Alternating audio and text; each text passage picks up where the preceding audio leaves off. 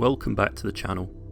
Today it's our team selection ahead of Game Week 20, but first let's have a quick look back on how we've been doing since the Premier League restarted.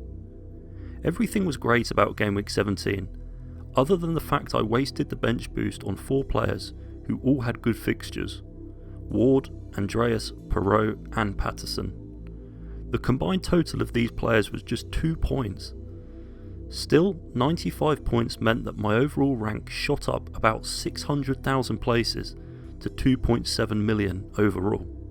Game Week 18 was a very mediocre week where I was close to average points, especially around my current rank.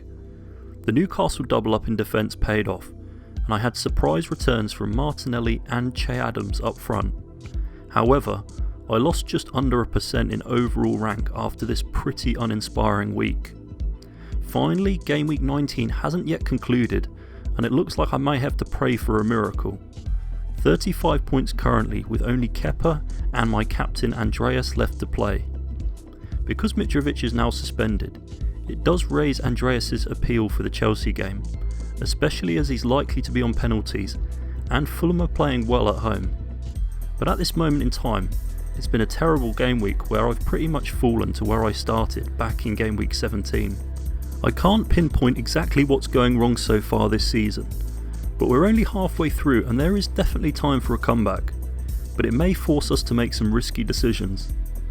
On to the team selection, and make sure you guys stick around, as I have 2 free transfers and I'll be discussing my thoughts of the best moves to make later in the video. First up in goal, I've gone with Kepa for Chelsea's home game against Crystal Palace.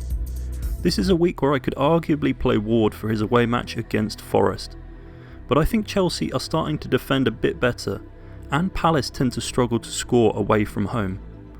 Although I'm filming this before the Fulham vs Chelsea match, it seems that Kepa is now Potter's first choice keeper, and I think he's decent value for money. To begin with in defence, it's of course Kieran Trippier for the home game against Fulham. Trippier has been phenomenal this season, and picked up bonus points every week since Game Week 14. The reverse result of this fixture ended 4-1 to Newcastle at Craven Cottage, and it wouldn't surprise me if this match had a similar outcome.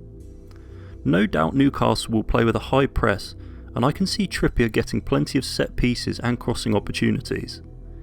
If it weren't for there being a likely double game week, I would go as far as to say Trippier could be a great captain option for this week. We're doubling up with the Newcastle defence, and it's Dan Burn. Newcastle currently have the best defensive record, conceding only 11 goals in 18 games, and what's more impressive is that they've kept clean sheets against the likes of Man United, Arsenal and Chelsea. Newcastle haven't conceded since Game Week 15, and over that time Eddie Howe has stuck with the same defence. Burn has a good chance of keeping another clean sheet this week, and with his aerial presence, he's always got the off chance of a goal from a set piece. Finally, in the 3-man defence this week is Gabriel for Arsenal's away trip to Tottenham. This will be a really interesting North London derby, as Arsenal have been hugely impressive this season, while Spurs have been at times underwhelming. From a neutral point of view, you would probably have to say that Arsenal are the favourites coming into this one, but Tottenham will sit deep and try to hit them on the counter-attack. I'm not fully convinced Gabriel will keep a clean sheet this week, but he's a better pick than my bench options. First up in midfield is Martinelli for the game against Tottenham.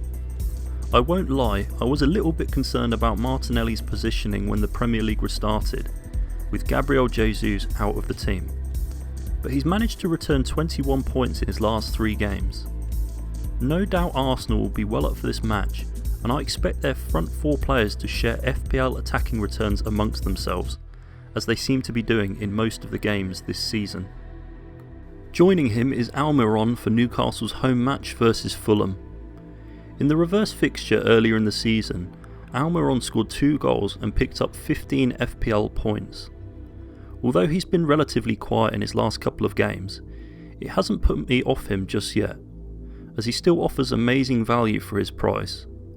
Because there are so many options in FPL this season in midfield, some people will probably be considering moving Almiron on, but I believe he's nailed in Newcastle's front 3, and let's not forget, they're still one of the best attacking sides in the league this season. Next up is Mo Salah away to Brighton. I'm not sure what's gone wrong with Liverpool this season, but they're just such a frustrating team to watch, especially if you own their assets in FPL.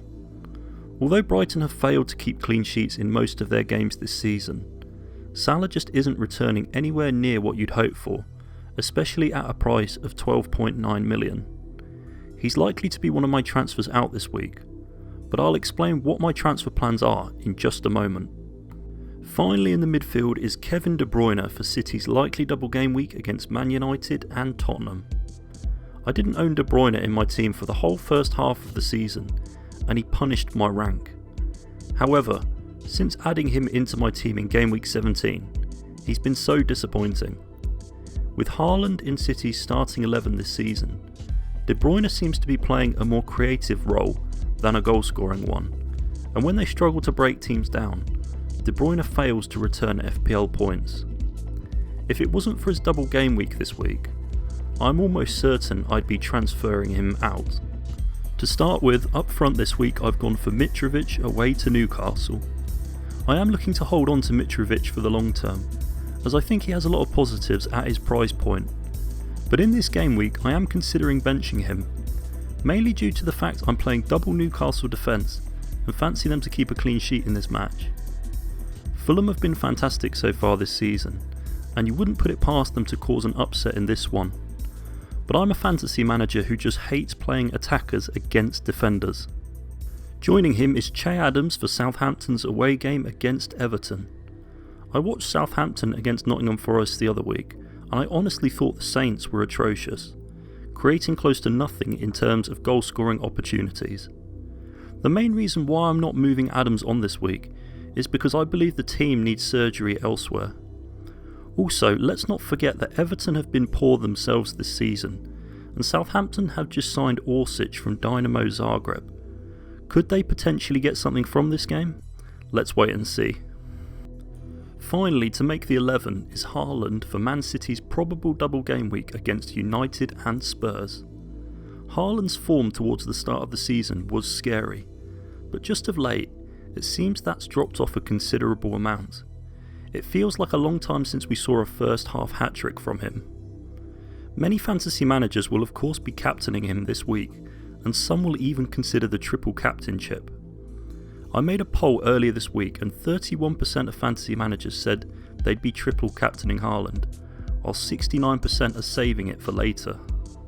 Which makes the bench Ward, Perot, Andreas and Patterson. Before I get onto captaincy, I just want to discuss my plans for this week. I'm thinking of either taking a -4 to remove Adams, Salah and Andreas and replace them with Kane, Mitoma and Rashford. In this scenario, my likely captain would be Haaland. This will probably be my moves if Man United end up having a double in game week 20. However, I am also looking at an alternative move that I like the look of. Use the 2 free transfers to take out Salah and Andreas and bring in Son and Mitoma. If I did this, I would captain Son. Last season I finished at 31k.